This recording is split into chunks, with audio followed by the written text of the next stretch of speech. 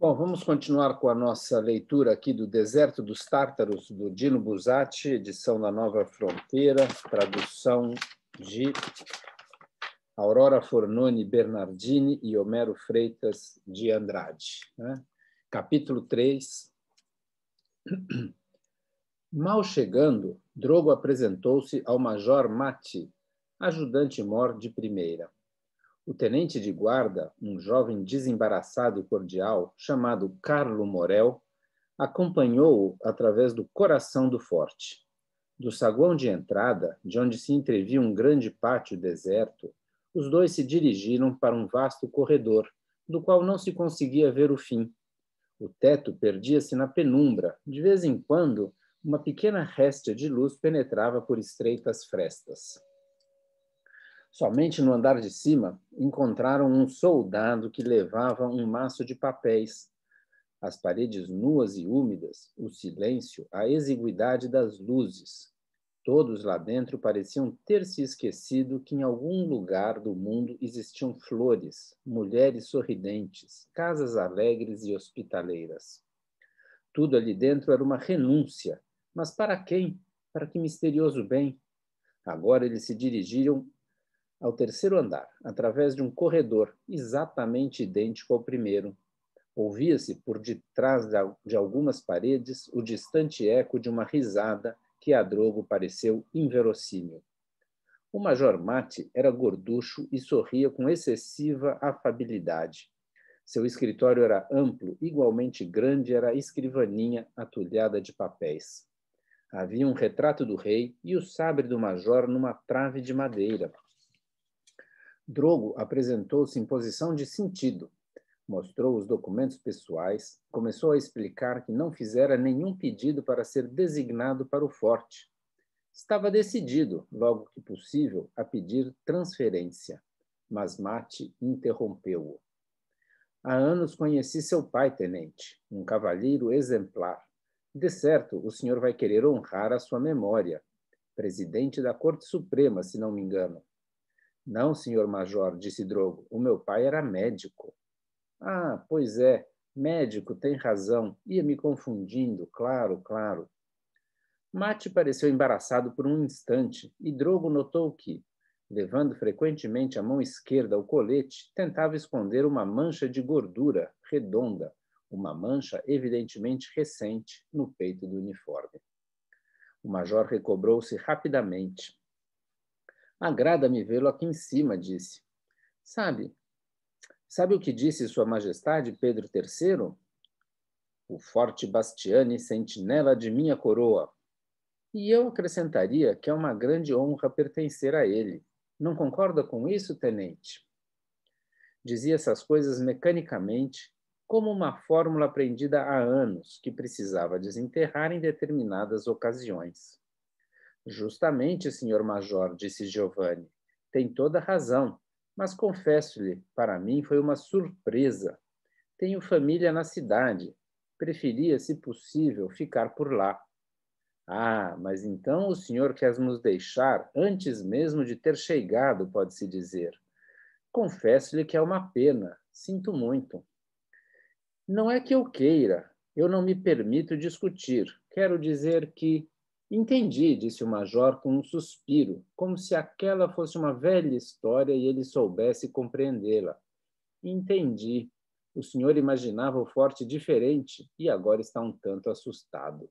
Mas diga-me sinceramente, como pode julgar honestamente se chegou há poucos minutos?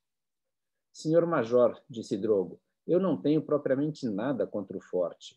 Apenas preferia ficar na cidade, ou pelo menos perto, entende? Falo-lhe confidencialmente, vejo que o senhor entende dessas coisas, confio em sua gentileza. Mas claro, claro, exclamou Matti com um breve sorriso, estamos aqui para isso. Não queremos ninguém aqui de má vontade, nem mesmo a última das sentinelas. Apenas Cinto parece um ótimo rapaz. O major calou-se por um instante, como para meditar sobre a melhor solução. Foi quando Drogo, virando um pouco a cabeça à esquerda, dirigiu os olhos à janela, aberta para o pátio interno. Via-se a parede em frente como as outras, amarelada e batida de sol, com os retângulos negros das raras janelas. Havia também um relógio que marcava 2 horas, e no terraço superior uma sentinela que caminhava de um lado para o outro com o fuzil no ombro. Acima do beiral do edifício, distante, em meio aos revérberos meridianos, despontava um cume rochoso. Via-se apenas sua ponta extrema e em si não tinha nada de especial. Entretanto, havia naquele trecho de despenhadeiro, para Giovanni Drogo, o primeiro chamado visível da Terra do Norte, do legendário reino que pairava sobre o forte. E o resto, como era uma luz sonolenta, provinha daquele lado, por entre lentas nuvens de caligem. Então o major começou a falar. Diga-me, perguntou a Drogo, o senhor gostaria de voltar imediatamente ou não se importa de esperar alguns meses? Para nós, repito-lhe, é indiferente, do ponto de vista formal, claro, acrescentou para que a frase não parecesse descortês.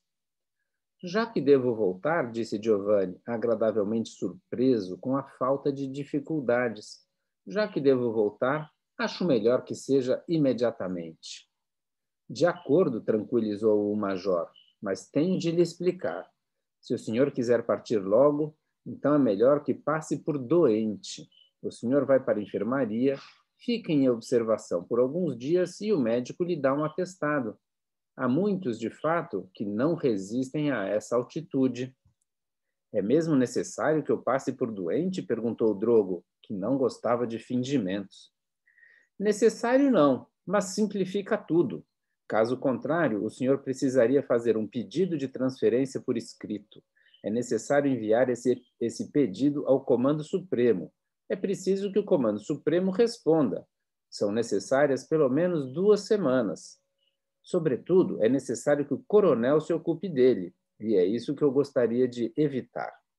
Essas coisas, no fundo, lhe desagradam. Ele fica magoado, é a palavra certa, magoado, como se fizessem uma injustiça a seu forte. Bem, se eu fosse o senhor, se quer que eu seja sincero, preferiria evitar.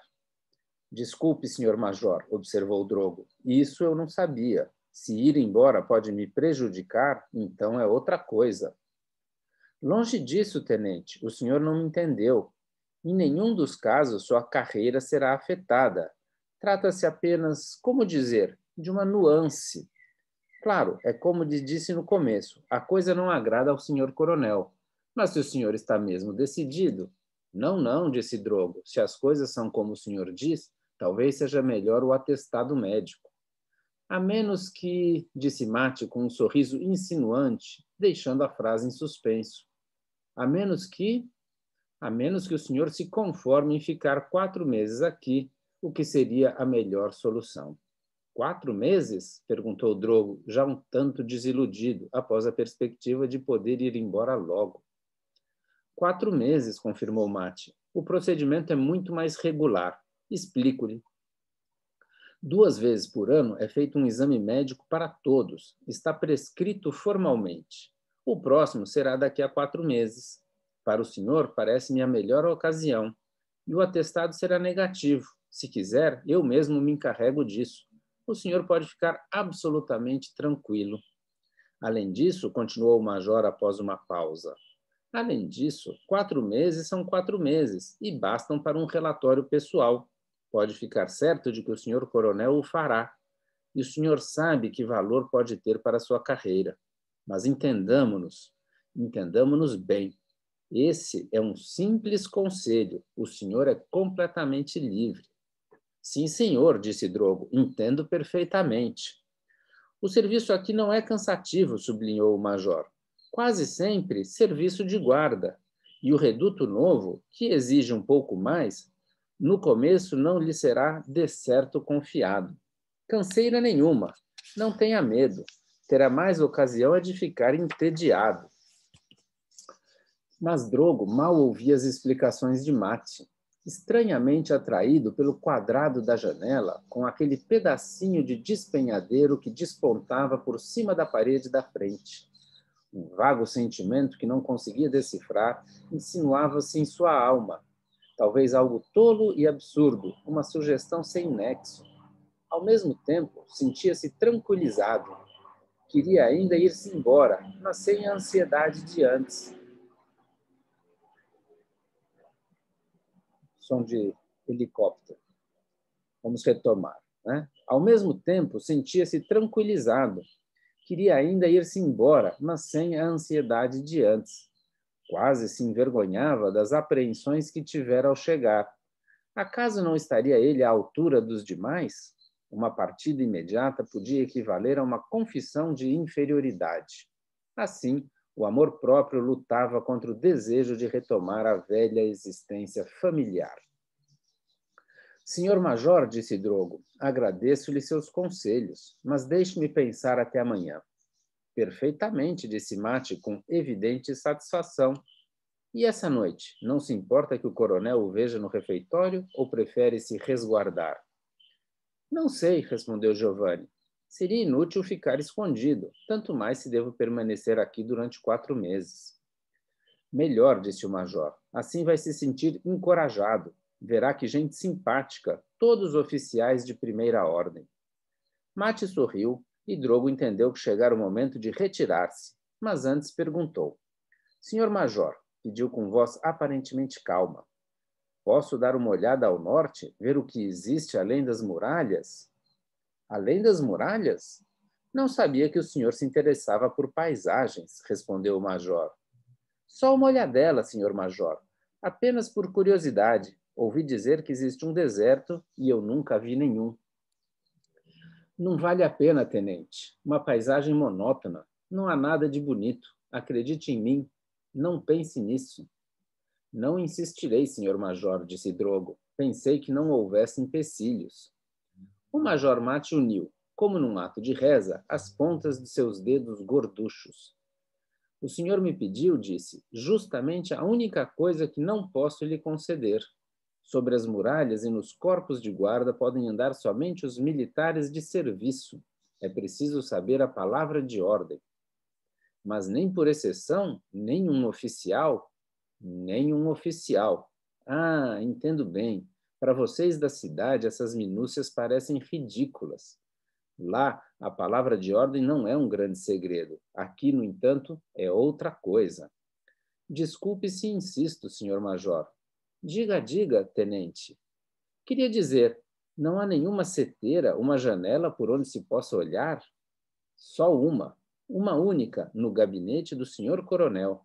Infelizmente, ninguém pensou num mirante para os curiosos. Mas não vale a pena, repito-lhe, uma paisagem que não vale nada. Oh, acabará por se aborrecer com aquele panorama, se decidir ficar. Obrigado, senhor major. Alguma ordem? E bateu continência. Mate abanou amigavelmente a mão. Até logo, tenente. Mas não pense nisso. Uma paisagem que não vale nada, garanto-lhe. Uma paisagem idiota. Naquela mesma noite, porém, o tenente Morel, liberado do serviço do dia, conduziu Drogo às escondidas até o beiral das muralhas, para que pudesse ver. Um longo corredor iluminado por raras lanternas acompanhava todo o alinhamento das muralhas, de um limite ao outro do desfiladeiro. De vez em quando havia uma porta, depósitos, laboratórios, corpos de guarda. Caminharam por cerca de 150 metros até a entrada do terceiro reduto. Uma sentinela armada estava à soleira. Morel pediu para falar com o tenente Grota, que comandava a guarda. Assim, a despeito do regulamento, puderam entrar. Giovanni achou-se num pequeno corredor de passagem. Numa parede, sob uma luz, havia uma tabela com os nomes dos soldados de serviço. Venha cá, disse Morel a Drogo. É melhor irmos depressa. Drogo seguiu-o por uma estreita escada que desembocava ao ar livre, nos bastiões do reduto. O tenente Morel fez um sinal à sentinela, como quem cruzaram... desculpa, eu li mal essa frase, vou reler. O tenente Morel fez um sinal à sentinela com quem cruzaram, como para dizer que as formalidades eram inúteis. Giovanni encontrou-se de repente diante das ameias perimetrais. À sua frente, inundado pela luz do poente, aprofundava-se o vale, revelavam-se aos seus olhos os segredos do setentrião. Uma leve palidez tomou conta do rosto de Drogo, petrificado que mirava. A sentinela vizinha detivera-se e um silêncio desmedido parecia ter descido por entre os halos do crepúsculo. Depois, Drogo perguntou, sem mover os olhos. E atrás? Atrás daquelas rochas, como é? Tudo assim até o fim? Nunca vi, respondeu Morel. É preciso ir até o Reduto Novo, aquele lá longe, em cima daquele cone. Dali enxerga-se toda a planície dianteira. Dizem, e então calou-se. Dizem? O que dizem? Perguntou Drogo, e uma insólita inquietação tremia em sua voz. Dizem que é toda de pedras, uma espécie de deserto, seixos brancos, dizem, como se fosse neve. Só pedras? Mais nada? É o que dizem, e alguns charcos. Mas no fundo, ao norte, será que não se vê alguma coisa? No horizonte quase sempre há névoas, disse Morel, sem a cordial exuberância de antes. Há as névoas do norte, que não permitem ver. As névoas? Exclamou Drogo, incrédulo. É impossível que fiquem ali para sempre. Algum dia o horizonte deverá estar limpo. Raramente está limpo, nem mesmo no inverno, mas há os que dizem ter visto. Dizem ter visto o quê? Andaram sonhando, isso sim. Veja lá se dá para acreditar nos soldados. Um diz uma coisa, outro diz outra. Alguns dizem ter visto torres brancas, ou então dizem que há um vulcão fumegante e que de lá saem as névoas. Mesmo Ortiz, o capitão, garante ter visto. Vai fazer uns 5 anos agora. Pelo que disse, há uma longa mancha escura. Deveriam ser florestas. Calaram-se. Onde, afinal, Drogo já vira aquele mundo? Talvez o tivesse vivido em sonho, ou quem sabe o construíra lendo uma antiga fábula. Parecia-lhe reconhecer os baixos despenhadeiros em ruínas, o vale tortuoso sem plantas nem verdes, aqueles precipícios a pique, e, finalmente, aquele triângulo de desolada planície que as rochas à frente não conseguiam esconder. Profundos ecos de sua alma haviam despertado e ele não sabia decifrá-los. Agora, Drogo descortinava o mundo do setentrião, a terra desabitada através da qual os homens, diziam, nunca haviam passado. De lá, nunca chegaram inimigos, nunca houvera combates, nunca acontecera nada. E então, perguntou Morel, buscando um tom jovial, como é, gostou? Não sei, Drogo só soube dizer isso. Desejos turbilhonavam dentro dele, juntamente com medos insensatos. Ouviu-se um clarim, um rápido toque de clarim. Sabe-se lá vindo de onde. É melhor você ir agora, aconselhou Morel. Mas Giovanni pareceu não escutar, absorto em procurar alguma coisa entre os próprios pensamentos. Os clarões da verdade se enfraqueciam e o vento, despertado pelas sombras, roçava ao longo das arquiteturas geométricas do forte. Para esquentar-se, a sentinela recomeçava a caminhar, fitando de vez em quando Giovanni Drogo, que lhe era desconhecido. É melhor ir agora, repetiu Morel, pegando o colega por um braço. Capítulo 4. Muitas vezes já lhe havia acontecido ficar sozinho, em alguns casos, quando ainda menino, vagando pelo campo, outras vezes na cidade noturna, nas ruas habituadas aos crimes e até mesmo na noite anterior, quando dormira na estrada. Mas agora era bem diferente. Agora passara a excitação da viagem. Seus novos colegas já dormiam e ele estava sentado em seu quarto, à luz do lampião, na beira da cama, triste e perdido. Agora sim, conhecia a sério o que era a solidão. Um quarto não muito feio, todo forrado de madeira, com uma grande cama, uma mesa, um incômodo divã, um guarda-roupa. Todos tinham sido gentis. À mesa abriram uma garrafa em sua honra, mas agora não ligavam para ele. Já o haviam esquecido completamente. Acima da cama, um crucifixo de madeira. Do outro lado, uma velha gravura com uma longa inscrição, da qual se liam as primeiras palavras, Humanissime Viri franquisque angloise virtuitibus.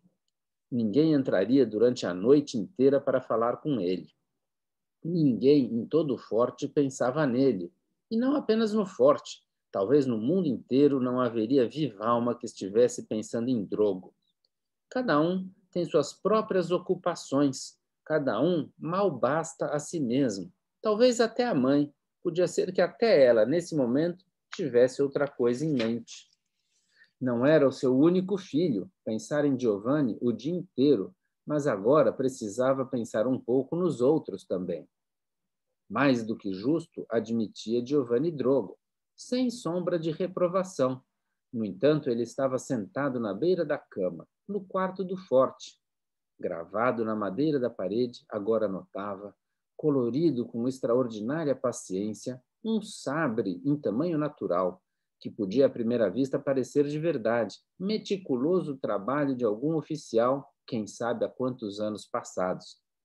Estava sentado na beira da cama, a cabeça um tanto inclinada para a frente, as costas curvadas, os olhos mudos e pesados, e sentia-se sozinho como nunca. Drogo levantou-se com esforço, foi abrir a janela, olhou para fora. A janela dava para o pátio e não se enxergava nada além. Visto que estava olhando para o sul, Giovanni tentou em vão distinguir na noite as montanhas que atravessara para chegar ao forte. Elas pareciam mais baixas, ocultas pela parede dianteira. Apenas 3 janelas estavam iluminadas, mas pertenciam à sua mesma fachada, de modo que não se enxergava seu interior. Seus feixes de luz e o do quarto de Drogo estampavam-se agigantados na parede oposta, e num deles agitava-se uma sombra, talvez um oficial despindo-se. Fechou a janela, despiu-se, deitou-se, ficou alguns minutos pensando, fitando o teto, também recoberto de madeira. Esquecera-se de trazer algo para ler, mas naquela noite não lhe importava, pois estava com muito sono. Apagou a luz. Da escuridão emergiu pouco a pouco o retângulo claro da janela e Drogo viu brilhar as estrelas. Pareceu-lhe que um torpor repentino o arrastava para o sono, mas tinha demasiada consciência disso. Uma confusão de imagens, quase de sonho, passaram-lhe pela frente. Começavam mesmo a formar uma história, mas depois de alguns instantes percebeu que ainda estava acordado. Mais acordado do que antes, pois a vastidão do silêncio o feriu. De muito longe, mas era verdade então, ouviu-se alguém tossir. Em seguida, perto, um flácido ploque de água que se propagou pelos muros. Uma pequena estrela verde, ele a enxergava permanecendo imóvel. Em sua viagem noturna, atingiu o limite superior da janela. Dentro em pouco, desapareceria. Cintilou um instante justamente sobre a beirada escura e depois sumiu. Drogo quis acompanhá-la mais um pouco, esticando a cabeça para a frente. Naquele momento, ouviu-se um segundo ploque, igual ao baque de um objeto na água. Ainda se repetiria? Esperou de tocar e o som, um rumor subterrâneo, de águas paradas, de casas mortas.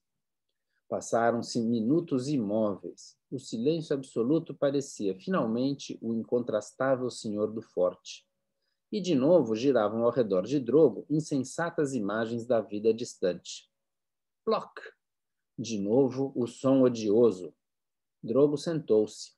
Aquele era, então, um ruído repetitivo. Os últimos baques não tinham sido menores que o primeiro. Não podia, portanto, ser uma goteira que fosse parar. Como era possível dormir? Drogo lembrou-se que ao lado da cama pendia um cordão, talvez de uma campainha. Experimentou puxar. O cordão cedeu e, num remoto meandro do edifício, respondeu, quase imperceptível, um breve tilintar. Que tolice, pensou Drogo, chamar alguém por uma bobagem dessas? Além disso, quem é que viria? No corredor, fora, pouco depois ressoaram passos, que se tornaram cada vez mais próximos, e alguém bateu na porta. Entre, disse Drogo. Surgiu um soldado com uma lanterna na mão. Às ordens, senhor tenente. Aqui não se pode dormir, raios. disse Drogo, esforçando-se para ficar com raiva. O que é esse barulho nojento? Algum cano pingando? Tente fazê-lo parar. Não se pode absolutamente dormir. Às vezes, basta pôr um trapo embaixo. É a cisterna, respondeu imediatamente o soldado, como se tivesse prática do assunto. É a cisterna, senhor tenente. Não há nada a fazer. A cisterna? Sim, senhor, explicou o soldado. A cisterna da água bem atrás daquele muro. Todos se queixam, mas não se pode fazer nada. Não é só daqui que se ouve. Também o capitão Fonsazo às vezes reclama, mas não há nada a fazer. Vá, pode ir então, disse Drogo. A porta fechou-se, os passos se afastaram, aumentou novamente o silêncio, brilharam as estrelas na janela. Giovanni agora pensava nas sentinelas que a poucos metros dele caminhavam como autômatos de um lado para o outro, sem um instante de pausa. Dezenas e dezenas eram os homens despertos, enquanto ele jazia na cama, enquanto tudo parecia imerso no sono. Dezenas e dezenas, pensava Drogo. Mas para quem? Para quê? O formalismo militar naquele forte parecia ter criado uma insana obra de arte. Centenas de homens guardando um desfiladeiro por onde ninguém passaria. Partir sem demora, pensava Giovanni. Sair deste ar, deste mistério nevoento. Oh, a sua boa casa. A essa hora, a mãe certamente estaria dormindo, as luzes todas apagadas, a menos que pensasse nele por um momento ainda. Era, aliás, muito provável. Ele a conhecia bem. Por uma coisa de nada, ficava aflita e à noite revirava-se na cama sem encontrar repouso. Ainda a regurgitação da cisterna, ainda uma outra estrela que ultrapassou a moldura da janela e sua luz continuava atingindo o mundo, os bastiões do forte, os olhos febris das sentinelas. Porém, não mais Giovanni Drogo, que aguardava o sono, atormentado por sinistros pensamentos. E se as sutilezas de Mate fossem todas uma comédia? Se na realidade, mesmo depois dos 4 meses, não o deixassem mais partir? Se com falsos pretextos regulamentares o impedissem de rever a cidade? Se precisasse ficar ali em cima por anos a fio, e naquele quarto, naquela cama solitária, devesse consumir sua juventude? Que hipóteses absurdas, dizia-se Drogo, dando-se conta de sua tolice. Entretanto, não conseguia expulsá-las. Elas voltavam a tentá-lo logo em seguida, protegidas pela solidão da noite. Parecia-lhe, desse modo, sentir crescer à sua volta uma obscura trama querendo prendê-lo. Provavelmente não se tratava nem mesmo de Mate. Nem ele, nem o coronel, nem outro oficial qualquer importavam-se com ele. Que ficasse ou partisse era, sem dúvida, para eles completamente indiferente. Todavia, uma força desconhecida trabalhava contra a sua volta à cidade. Talvez emanasse de sua própria alma, sem que ele se apercebesse disso. Depois, viu um átrio, um cavalo numa estrada branca, pareceu-lhe que o chamavam pelo nome e foi invadido pelo sono. Vou parar por aqui e continuarei com o capítulo 5 na próxima vez.